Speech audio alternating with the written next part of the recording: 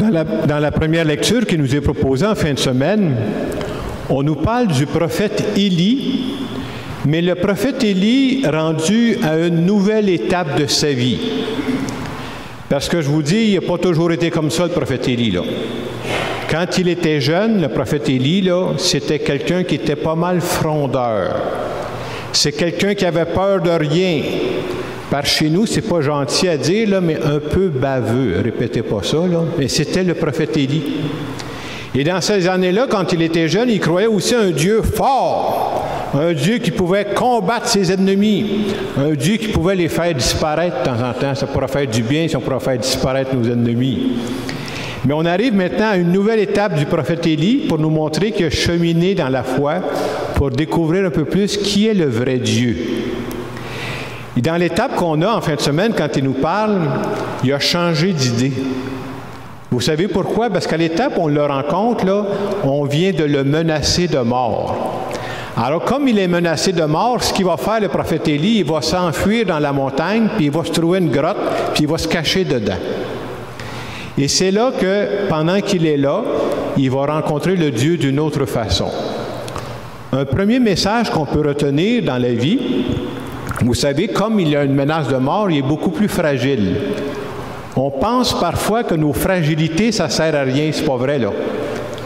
Quand tu es fragile, tu regardes la vie d'une façon différente. Quand tu es fragile, tu regardes Dieu d'une façon différente. Et c'est là qu'il va rencontrer un autre Dieu. J'aime beaucoup ce récit-là parce qu'ils vont commencer à nommer. Là, il est dans sa grotte, il est sur la montagne, puis il attend pour rencontrer Dieu. On nous dit que la première chose qui arrive, c'est un ouragan. Un ouragan, c'est solide, ça, là.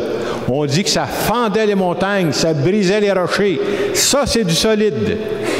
Et tout de suite après, qu'est-ce qu'on dit? Le Seigneur n'était pas dans l'ouragan. Ensuite de ça, on va nous parler d'un tremblement de terre.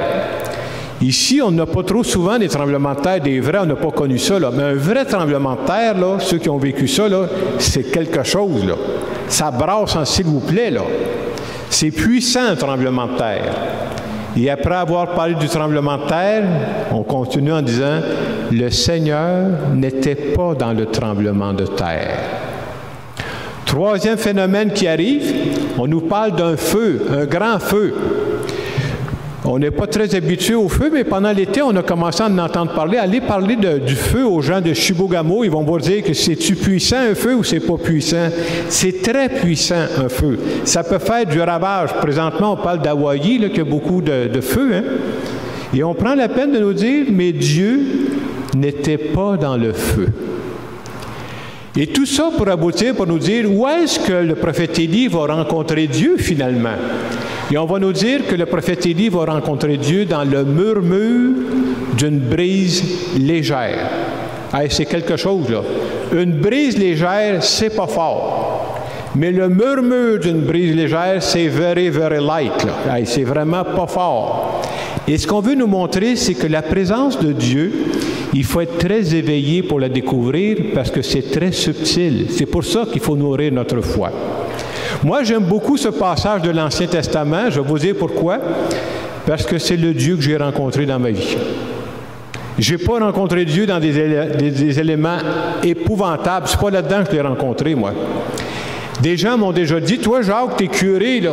As-tu déjà eu des apparitions du bon Dieu? À quelle heure c'est arrivé? Je ne veux pas vous décevoir, là, mais je ne sais pas si je vais perdre ma job, mais je n'ai jamais eu d'apparition du bon Dieu, moi, là.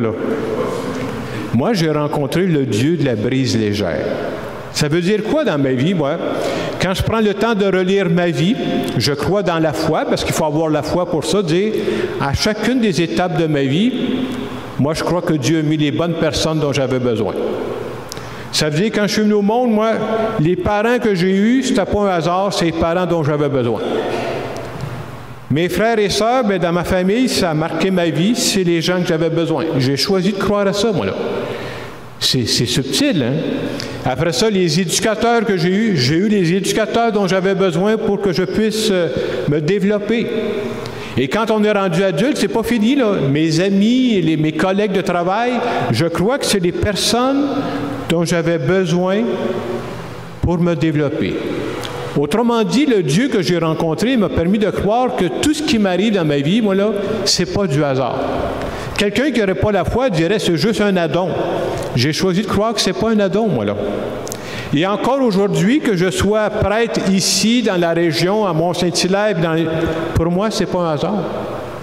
Dieu avait prévu qu'on ait la chance de se rencontrer. J'ai besoin de vous pour grandir.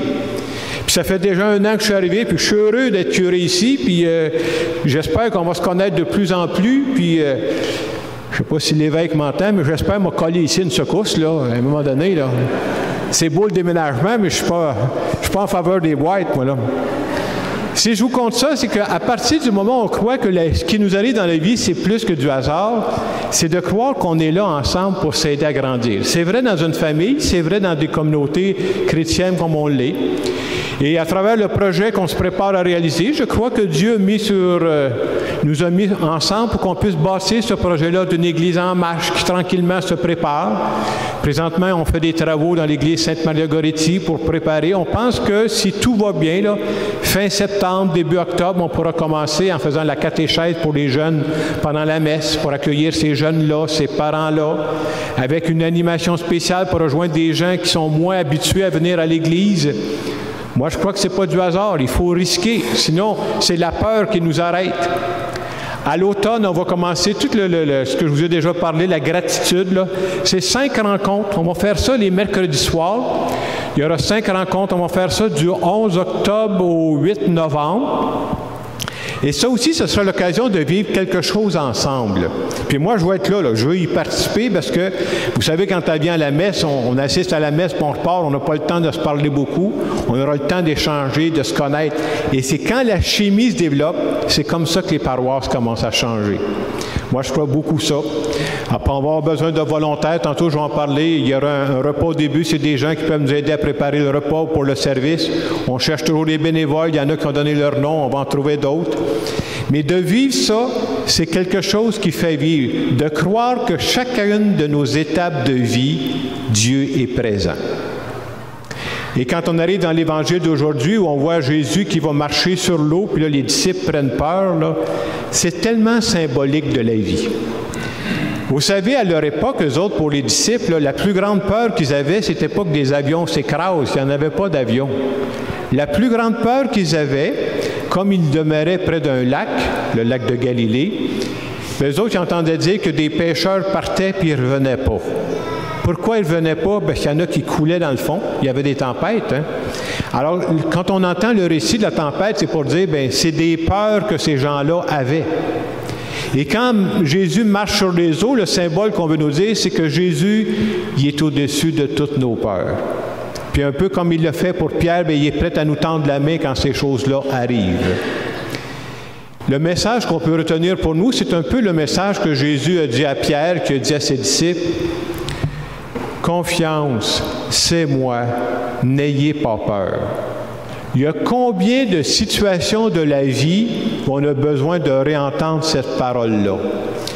Je pensais à un jeune étudiant qui se prépare à commencer l'université bientôt, puis il va se ramasser dans une nouvelle ville. Il ne sait pas avec qui il va se ramasser, comment ça va marcher, est-ce que ses études vont fonctionner. Mais lui aussi, il s'inquiète, il a peur. Qu'est-ce que la parole de Dieu veut lui dire en fin de semaine? Confiance, c'est moi. N'aie pas peur, je vais être avec toi. D'autres situations, je pense à des couples. Un couple qui vient d'avoir un jeune enfant. Tu mets un enfant au monde aujourd'hui, là, tu ne sais pas ce que l'avenir te réserve. Tu viens de t'acheter une maison, je ne sais pas si vous êtes au courant, mais les taux d'intérêt pour les maisons, c'est à hausse. Ils commencent comme couple, eux autres, là. Qu'est-ce que Dieu leur dirait, ce couple-là, aujourd'hui? Confiance, c'est moi. N'ayez pas peur. Quelqu'un qui va commencer bientôt un nouvel emploi, puis tu dis, bien, ça va-tu marcher à mon emploi? Puis les gens qui travaillent là, ils vont-tu m'accepter tel que je suis? Comment ça va tourner, tout ça? Vous voyez, des occasions d'avoir peur, là, c'est pas nécessaire d'en chercher, on en a tout le temps. Mais qu'est-ce qu'il dirait Jésus? Bien, confiance, c'est moi, n'aie pas peur, je vais t'accompagner. Je pense à des gens qui arrivent au moment de la retraite et disent « Hey, là, on va se retrouver, on a vécu ensemble en couple, mais lui, il partait travailler toute la journée, là, on va être 24 heures par jour dans la maison, là. On va-tu finir par s'entendre ou la chicane va pogner, hein?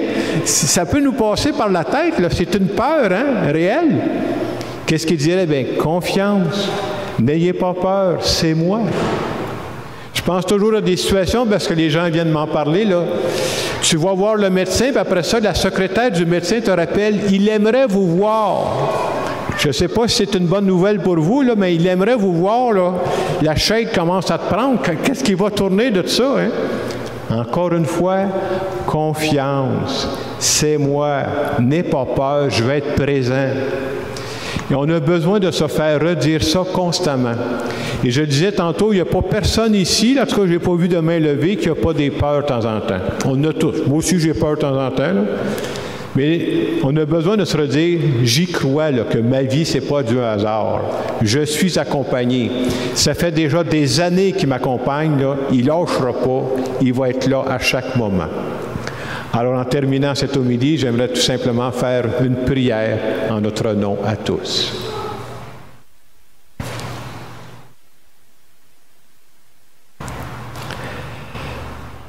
Seigneur, aujourd'hui, j'aimerais te présenter mes inquiétudes, mes peurs.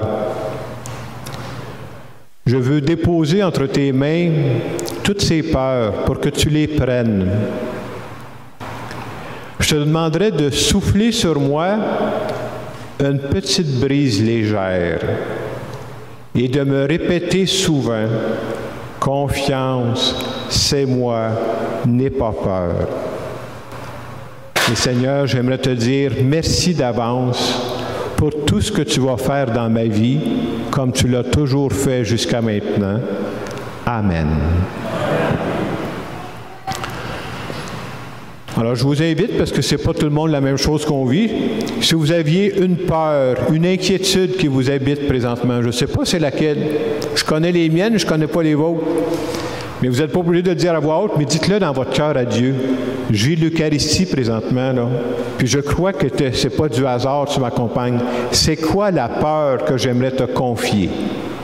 Puis de terminer, si vous avez la foi, de dire, je te remercie d'avance. J'aime tellement ça, faire ça, moi. Je te remercie d'avance pour ce que tu vas faire pour moi avec cette peur.